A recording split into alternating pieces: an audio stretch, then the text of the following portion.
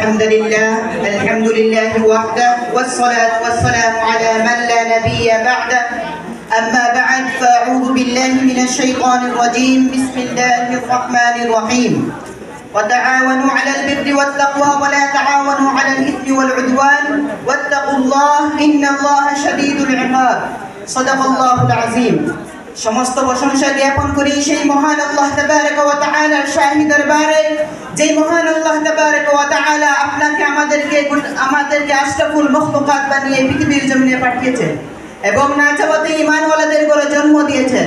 অতঃপর লক্ষ কোটি দুরূদ ও সালাম প্রেরণ করি আকায়ে নামদারে তাজদারে মদিনা সরকারে দু আলম হযরত মুহাম্মদ মুস্তাফা সাল্লাল্লাহু আলাইহি ওয়াসাল্লামের প্রতি, যার খাতিরে যাকে সম্বোধন করে আল্লাহ তাবারক ওয়া তাআলা আকাশ পাহাড় পর্বত নদী নালা ইত্যাদি এমনকি আপনাকে আমাকে এই পৃথিবীর আলো দেখিয়েছেন।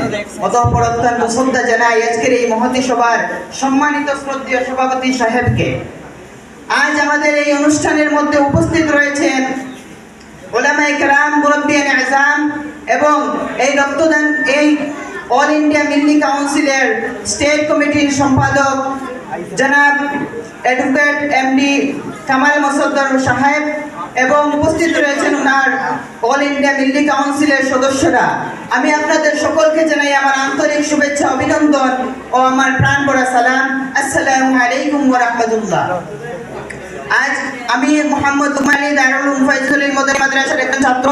আজ আপনাদের সামনে আমি অল ইন্ডিয়া মিল্লি কাউন্সিলের রক্তদান শিবির উপলক্ষে রক্তদানের গুরুত্ব এবং উপকারিতা সম্পর্কে দু চারটি কথা বলার সুযোগ পেয়ে নিজেকে ধন্য বলে মনে করছি।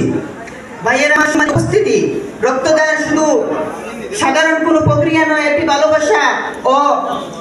ভালোবাসা ও মায়া মমতার নিতান্ত এক দৃষ্টান্ত। যখন আমাদের সামনে কোনো মানুষ মারা যায়, যখন আমাদের সামনে কোনো মানুষ বিভিন্ন রোগে আক্রান্ত হয়, গুরুতর আহত হয়, অ্যাক্সিডেন্টের মধ্যে গুরুতর আহত হয়, তার শরীর থেকে অনেক রক্তক্ষরণ হয় এবং সেই রক্তক্ষরণের কারণে সে পরবর্তী প্রতিযোগী হাফিজ কায়েদ আহমেদ।